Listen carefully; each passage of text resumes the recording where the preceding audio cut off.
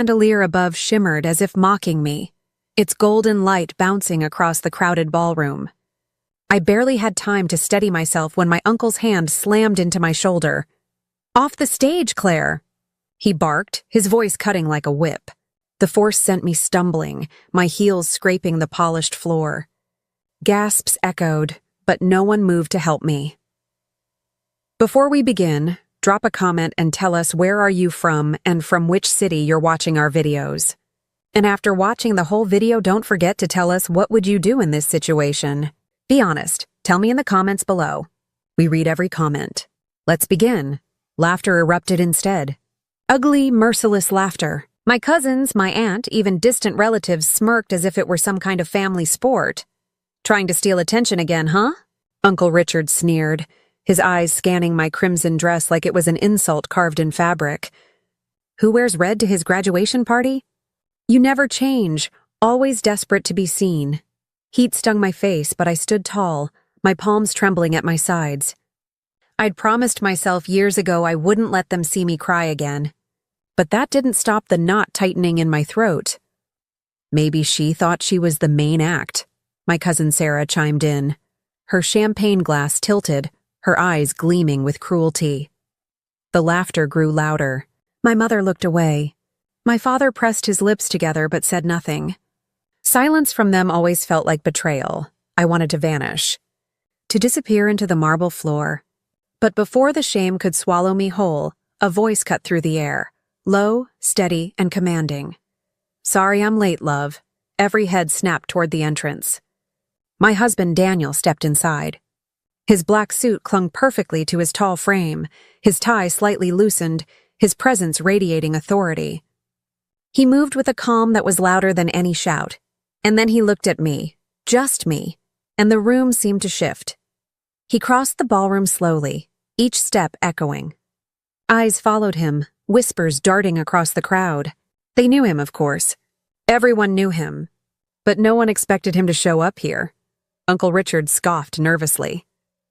"Well, look who finally—" But Daniel didn't let him finish. He reached me, his hand sliding gently around my waist, steadying me, grounding me. His eyes met mine, filled with warmth no one else in that room had ever shown me. "You okay?" he murmured. His voice meant for me but loud enough for everyone to hear the tenderness in it. I nodded faintly, but my lips trembled. I didn't need to answer. The humiliation was still raw on my skin. Daniel turned then, facing them. Facing all of them. The room quieted like someone had cut the sound. Even the music playing in the background seemed to fade into silence. "You think pushing my wife down makes you powerful?" he said, his voice calm but edged with something sharp enough to cut glass. His gaze locked on Richard. "Because all I see is a coward desperate for attention." The laughter was gone now. Eyes widened. Hands gripped champagne glasses tighter. A ripple of unease spread through the room, and then Daniel reached into his jacket pocket. Uncle Richard paled. My mother gasped. What Daniel pulled out next left everyone frozen. Daniel's hand slid into his jacket pocket, and for a heartbeat, you could hear nothing but the sharp clink of glasses being set down, the nervous shuffle of expensive shoes against marble floors. My uncle's smugness faltered, his throat tightening as Daniel pulled out. Not a weapon, not anything threatening, but a small velvet box. The room gasped. Daniel flicked it open, revealing a diamond bracelet, elegant, glimmering, and impossibly beautiful under the chandelier lights. He turned toward me, his voice smooth but carrying weight that no one in the room could ignore. "Claire," he said, fastening the bracelet around my wrist with care, "I came here to remind you of something they've all forgotten." He lifted my hand for everyone to see. "You're not the shadow in this family. You're the only light in it." Gasps rippled through the hall.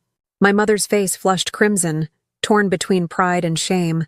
Sarah's champagne glass slipped in her hand, almost spilling, her smile evaporating. Richard's jaw tightened. "Enough of this dramatics," Richard barked, his voice strained now. "You don't belong here flashing money like you're—" Daniel's eyes snapped to him, calm but searing. "Money?" His tone sharpened. "This isn't about money. This is about respect. Something you clearly don't understand. The crowd shifted uneasily. Whispers buzzed like angry bees. I felt my breath catch, my humiliation melting into something else, something like power. Because for once, they weren't laughing. They were silent. Daniel stepped forward, his arms still around me, shielding me, owning the space like it was his stage now. You shoved her off that stage because of a dress? His words sliced through the silence. Because she had the audacity to exist where you couldn't stand her shining brighter? Richard chuckled, but it was hollow now. She always needs attention, Daniel. Daniel cut him off. No, you need her silence. That's what bullies thrive on, isn't it? But guess what? She doesn't owe you silence anymore. My heart pounded so hard I thought it would echo in the ballroom. Daniel wasn't yelling. He didn't need to. His voice was even, steady, but laced with an authority that no one dared to challenge.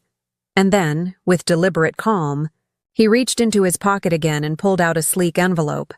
White, heavy, marked with gold trim. He held it up between two fingers.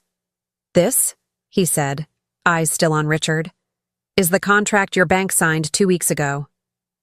The room stirred. My father's face blanched. Sarah's hand clamped over her mouth. Richard's smirk collapsed completely. What are you talking about? Daniel's lips curled into the faintest smile. Your family company, Hayes Logistics. It's been drowning in debt for months. You mortgaged it right down to its bones. And now? He tapped the envelope against his palm slowly. It's mine. Silence fell like a heavy curtain. I swear I could hear someone drop a fork on the buffet table in the corner. My uncle's face drained of all color, his arrogance evaporating in front of dozens of stunned relatives. You're lying, Richard whispered hoarsely. This is a party, not a funeral? Daniel interrupted. His gaze was steel. Because that's exactly what it feels like. The funeral of your so-called power. And you know what's poetic? He glanced at me, his tone softening only for me. The man who pushed my wife down just lost the ground under his own feet. The whispers exploded now. Everyone was talking at once. Disbelief, shock, eyes darting between Richard and Daniel like they were watching a court case unfold in real time. I stood there frozen, my hand trembling in Daniel's, that diamond bracelet catching every shard of light in the room. For years, I'd been the family's scapegoat, the overdressed, overdramatic, unwanted niece. And in one moment, Daniel had turned their laughter into silence, their mockery into fear. Richard staggered forward, his voice cracking. You can't do this. This is our family legacy. Daniel tilted his head slightly. Family legacy? You mean the empire you gambled away because you couldn't manage it? The empire you mocked her for never being part of, when the truth is she's the only one worthy of it. His words landed like blows. No shouting. No violence. Just truth, sharp enough to cut deeper than any wound. My father tried to speak. Daniel, surely there's some kind of misunderstanding. No, George. Daniel's voice hardened. The only misunderstanding here is thinking silence would protect your daughter. It didn't. But I will. He turned back to Richard, his eyes cold now. As of this morning, I own controlling shares. You, Richard Hayes, work for me. The crowd erupted in stunned murmurs. My aunt clutched Richard's arm, her face pale as marble. Sarah's fake smile crumbled completely, and for the first time in years, I wasn't the one standing small in the corner. I was standing tall, with Daniel's hand on mine, watching the man who humiliated me crumble in front of the same audience that had laughed at me minutes ago. And deep down, I knew. This was just the beginning. Richard's face turned a shade of red I'd never seen before. His chest rose and fell like he was struggling to breathe, his jaw clenching so tightly the veins in his neck stood out. For the first time in my life, the man who always stood tall at family gatherings looked small. You think you can walk in here? Richard hissed, pointing a trembling finger at Daniel. And humiliate me in front of my own family? Daniel didn't flinch. No, Richard, he said coolly. You did that yourself when you shoved my wife off that stage. The murmurs in the room grew louder, cutting like static. Some relatives avoided looking at me entirely, while others shifted uncomfortably, suddenly ashamed of their laughter. The air was thick, buzzing, like the moments before a storm. Richard stumbled forward another step, but this time, his words weren't aimed at Daniel. They were aimed at me. You, he spat, his eyes narrowing on me. You always wanted to play the victim, to turn people against me. You think that dress makes you special? You think standing there beside him makes you powerful? You're still nothing without this family. The words cut, sharp, familiar. I had heard them in different forms for years. But tonight something inside me shifted. I wasn't trembling anymore. My heart was still pounding, but instead of shame, it burned with fire. I straightened my shoulders, my voice clear as I answered, "No, Richard. I'm nothing without my dignity. And you tried to strip that from me tonight. But you failed. The room froze." For the first time, I had spoken back, not with anger, but with conviction. My mother's eyes widened. Sarah's jaw slackened. Even my father's hands fidgeted nervously, as if he didn't know whose side to be on. Richard scoffed, but it was weaker now. Dignity? Don't make me laugh. This family built everything you stand on. And now you're siding against us? Daniel's hand squeezed mine gently. No, I said firmly, locking eyes with Richard. I'm siding against cruelty, against the years of mockery, against the silence that let people like you think it was okay to humiliate me. A hush swept across the ballroom. My words had sliced through years of buried shame. Richard's laughter rang out, forced and bitter. She's got a tongue now, doesn't she? You think one bracelet and a signature on paper makes you better than me? Daniel stepped forward, his voice sharper now. It's not the bracelet. It's not the contract. It's the fact that you showed this entire family who you really are. And Claire. He looked at me with something so steady it made my chest ache. Showed them who she really is. Stronger than you'll ever be! Richard lunged forward, his hand jerking up like he wanted to grab Daniel by the collar. But before he could, my father stepped between them. Enough! George's voice cracked through the tension. His face was pale, his hands shaking, but his eyes darted nervously toward Daniel. This has gone too far. Daniel tilted his head. Too far?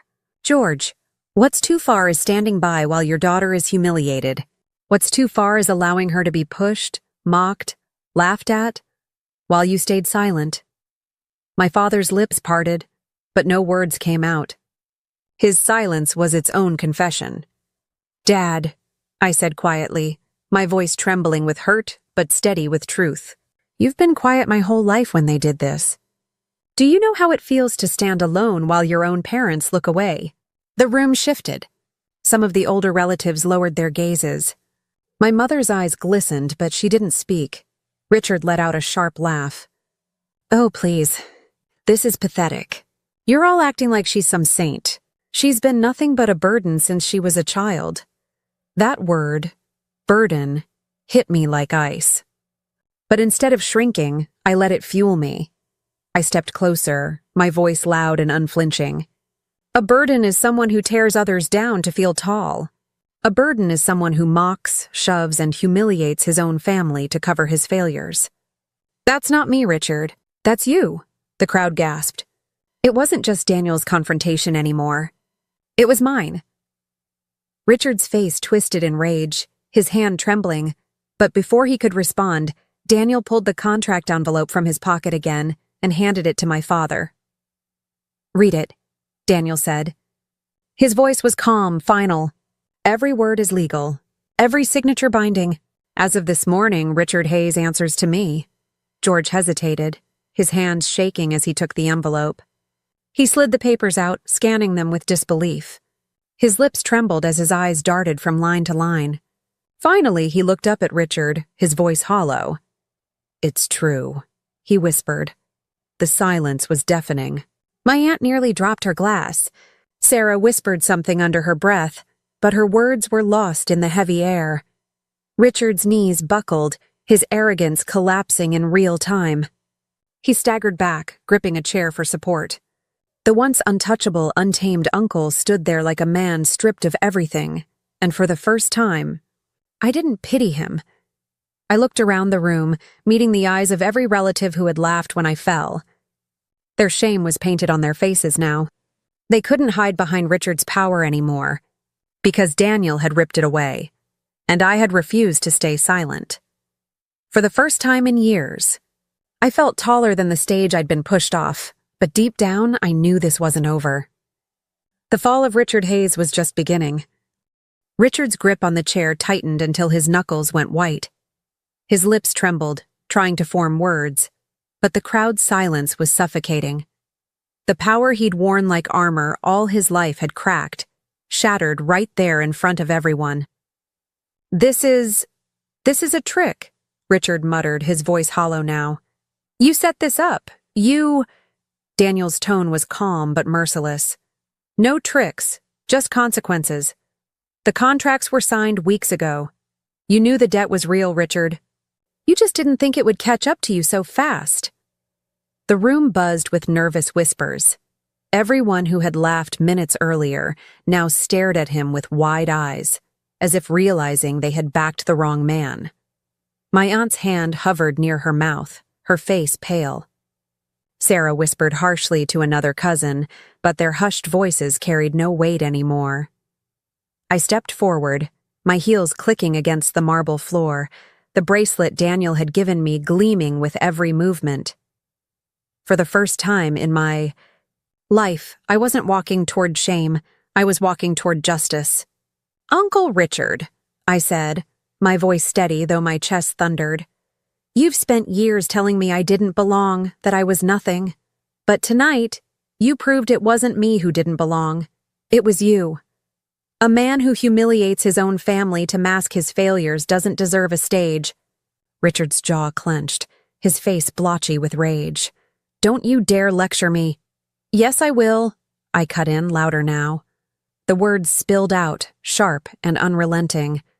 "Because every insult, every time you made me feel small, every laugh at my expense, it all ends here. Tonight, I'm not the one they're laughing at. Tonight, you are." The crowd erupted, not with laughter, but with clapping.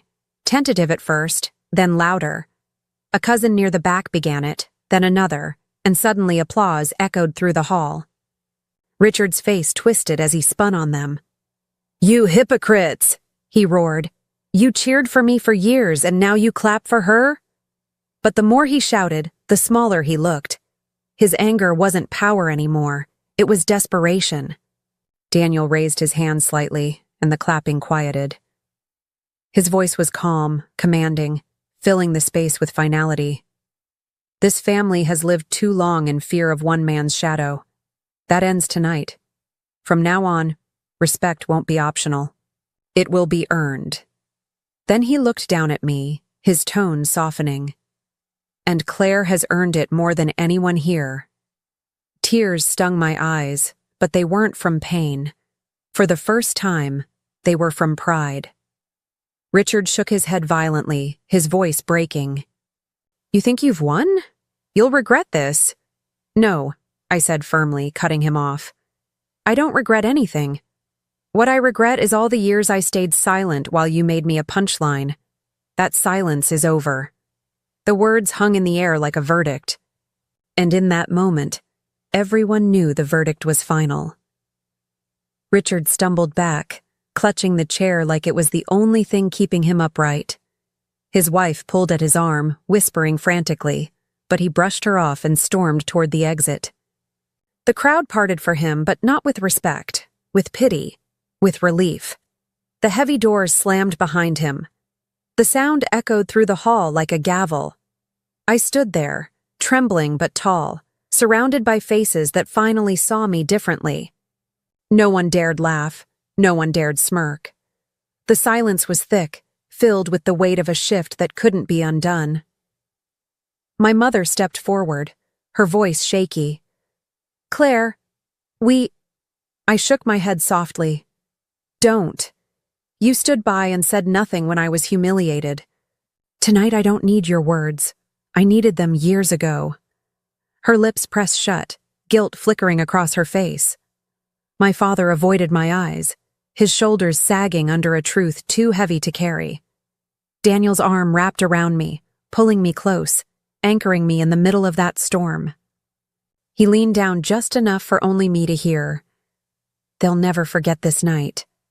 And I knew he was right. As we turned to leave, I glanced back at the ballroom, the chandeliers, the stage I'd been pushed from, the family that had once relished my humiliation. Now, the same people stared at me not with laughter, but with awe. Because the girl who had been shoved off the stage wasn't gone. She had climbed back on it, higher, stronger, and unshakable. When the doors closed behind us, the silence inside was shattered forever. For the first time in my life, I wasn't walking out in shame. I was walking out in victory, and